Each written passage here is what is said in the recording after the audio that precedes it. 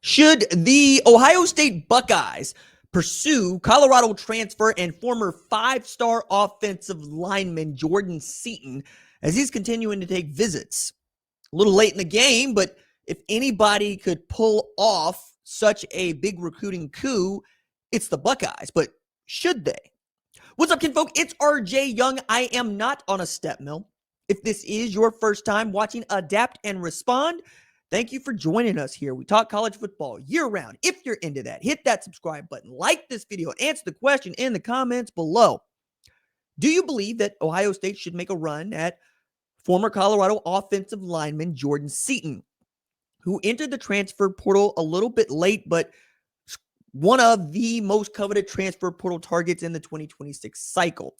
A lot of this is because he came out of high school as one of the top-rated offensive linemen in the country, started as a true freshman at left tackle for Colorado, and was on a team that won 9 games, missed playing in the Big 12 championship game on a tiebreaker, and he blocked for a 4,000-yard passer and had a Heisman Trophy winner that was throwing those passes because he was such a good catching those passes that were being thrown because he was such a good pass blocker for the quarterback who was throwing those passes. There was an easier way to say that. I just, backed myself into a corner on that one. So Seaton, who is one of the highest graded offensive linemen in the country as a sophomore, which is what you would expect from a 5-star, wasn't the best offensive lineman in the country and certainly wasn't the best run blocker in the country. But Colorado's run game has been trash since Deion Sanders arrived. Even when they were good in 2024 at 9-4, they were the worst running football team in the country. They just could not be trusted to move the football on the ground, which means got to do a lot of pass blocking. And that is where Jordan Seaton excelled. He was exceptional in pass block. This season had a bit of a sophomore slump, but still managed to make himself into a midseason All-American, second team All-Big 12 as an offensive lineman.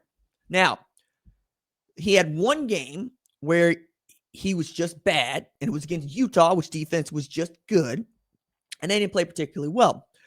But as I was thinking about where Seaton should land, and he's got visits lined up where he went to Mississippi State, he's going to go to LSU, he's going to visit Miami, who's playing for the national championship on Monday. And I'm looking at those programs, and 2 of those 3 programs we could make an educated guess should be playing for a spot in the college football playoff in 2026, but only one of those programs has made the college football playoff in 2026, and that is Miami. And if you are the kind of person who is leaving it late and you still would like to go see Miami or Indiana play for the national championship, I invite you to visit the description in the link below and download the SeatGeek app, who has partnered with Adapt and Respond for the postseason, who is going to get you 10% off any ticket you choose to purchase on SeatGeek. But seeing as the national championship game is on Monday, let's focus our attention there as I use the app.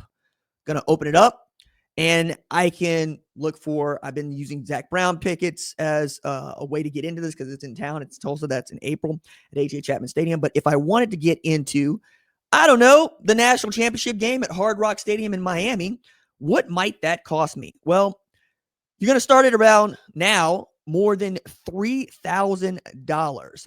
As I'm looking at it, it's $3,300 to get in. And those tickets go all the way up to $16,803, according to SeatGeek. But you can get 10% off of that if you use ADAPT10 promo code, use SeatGeek to buy those tickets. I think this is exactly where Ohio State is going to be next year in the national championship conversation. For me, it's more of a question of, are we going to get 2 Big Ten teams into the national championship for the first time in the college football playoff era in its 12-team format, or even, at all?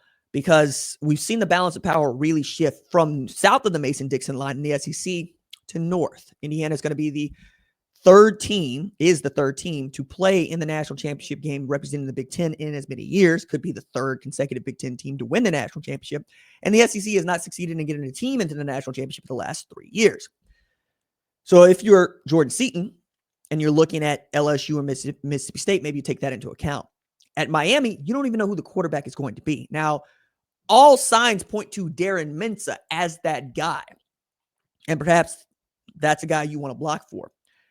At LSU, Sam Levitt, Lane Kiffin, and that offense probably going to be pretty good. Mississippi State, maybe, maybe not. But Ohio State has a need for a player like Jordan Seaton. And if I've done my sums correctly, you probably look at Carson Hinsman staying at center, right? You can move Luke Montgomery to right guard, left guard. You can kick Austin Severville inside to, say, left guard, right guard, or even right tackle, Phillip Daniels at right tackle. And you could put Jordan Seaton on the left side. You put him on the right side. Now, again, his run blocking needs work, but I also think that in a better run game with better players around him, he'll just be that much better. And knowing that Ohio State, even in the year that it won its national championship, needed the depth on that offensive line. This is, if you got to overpay for this is something I think you should do, because I think one of the real coaching jobs of the last 2 years was Justin Fry in that offensive line 2024. They suffered injuries to basically the entire left side of the line. Donovan Jackson needed to kick outside. They still won the national championship. This season, only Tegra Teshabola chose to enter the transfer portal off of that starting offensive line. So you really need to plug one hole. And I get recruiting and developing in Columbus, but players of Jordan Seaton's caliber at his position, 6'5", 330, just do not come available in the cycle like this. I was talking to an offensive line coach, talked to a bunch of offensive line coaches at AFC Coaches Convention. And it's just the way that the sport goes. The good Lord does not make a lot of 6'5", 300-pound men that have mobility, are agile, and quick hands. Just doesn't do it. So you try to get as many of them as you possibly can, and then you hope to either develop them into players for you, or, you got to move on to something else. But more often than not, you're going to give that guy a shot. So when a player like Jordan Seaton comes along and is available, if you have to overpay him compared to the rest of your offensive line, I think that's what you should do. Is that in the $2 million to $3 million range? I don't think so, but it could be.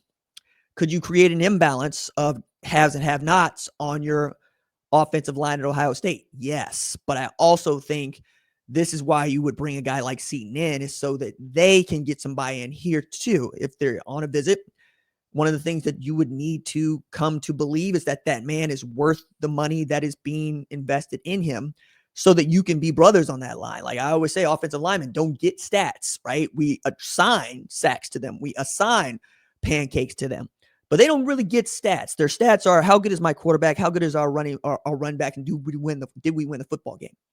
Those things matter. And I think in Seaton, yeah, you got a dude that is a little bit more flamboyant than most offensive linemen, but not so much so. The dude enjoys being himself. And anytime an offensive lineman enjoys being himself, I choose to think that's a good thing. I like offensive linemen with personality. It's rare, and it rubs some people the wrong way. But if you can make that sort of culture fit in Columbus for the Scarlet and Gray, I think you got to make a shot. You got to take a shot on that. I don't think you have anything to lose, especially if you have the money to get him. Now, the cap is the cap, and what you can spend is what you can spend. But the thing that really stood out about Ohio State's offense this season was that them running the ball was not something you could really depend on against Power 4 opponents. Bo Jackson was pretty damn good given the opportunities, but when you started to face teams that are more or less on par with you, and I'm thinking about Indiana, right? Those teams showed you they could stand up against the run, and then you forced Julian Sand, Jeremiah Smith, and then Carnell Tate to do the work. Now you got Julian Sand, you got Jeremiah Smith, you got Brandon Ennis, and you're going to add guys like Kyle Parker to what you're doing. But the more I think about it, the more you can trust your run game so that you can be more balanced. No matter who the offensive coordinator might be for Ryan Day, the better off you're going to be. So if you're capable of doing that, if you're capable of making Jordan Seaton work for you and getting him into the Woody, you should probably do that. Make it hard is what I'm saying. Make it hard for him to say no to you.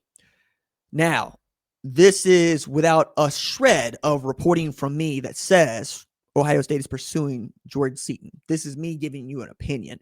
If it was the other way around, I would say so. But I did want to do this segment because I think it's important to just lay it out there.